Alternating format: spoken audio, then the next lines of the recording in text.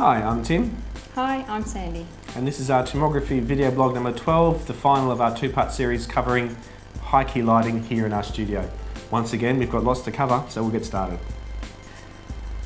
Okay, so for our last example of high key lighting, what we're using now is our foam core panels here to bounce the key lights off of the foam core back onto the subject to create a really nice, flat, sort of shadowless lighting. And there's a bit happening behind here, so come back and have a look. Just before you do though, one handy little hint.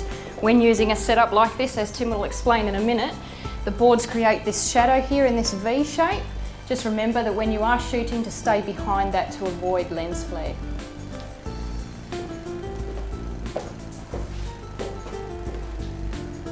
Okay, so the background for this scenario is the same as in our last video blog.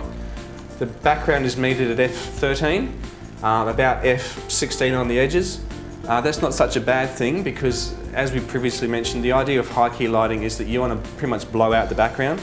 So having that little bit of variance isn't an issue. As long as we've metered it correctly for the front of the subject, that's the most important thing. So the background's being set, we're using our bounce umbrellas again to create a nice even spread of light. The difference mainly is with the key lights. As Sandy alluded to, they actually are facing the camera position, which is why you need to be careful. I don't know if you can see here on the foam core panels, there's a sort of a hot spot of light just here, because we've aimed the key light at a 45-degree angle into the middle of the foam core and then back into where the subject is going to be standing. That's it pretty much. It's pretty simple and gives a really, really nice light. We have done a pre-light before we start the video, but we'll just get Sandy to hop in. We'll take one more meter reading and we'll start taking some photos. And it is f9. Great, we'll get going. We'll take the last lot of photos for today.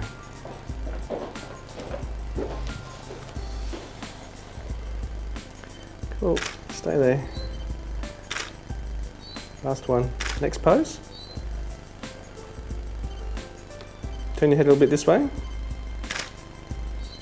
One more. Thanks today.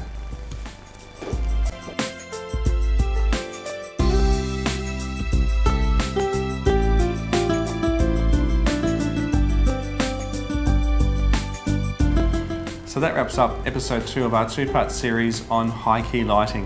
Today we've shown you how to use the foam core panels to create a really flat, shadowless light in comparison to our previous examples where we had a little bit of contrast in the images. And don't forget to keep an eye out for the upcoming blog on post-processing these images in Photoshop, just to give them those final finishing touches. Thanks, Sandy. That's about it for this episode. If there's anything that you want us to share in the future, any hints or tips or anything at all, please send us an email to this email address. Also, if you want to have a look at the lighting diagram for tonight's lighting setup, please go to this web address here and you can download the lighting diagram and keep it for future reference. And until next time, we'll catch you later. See ya.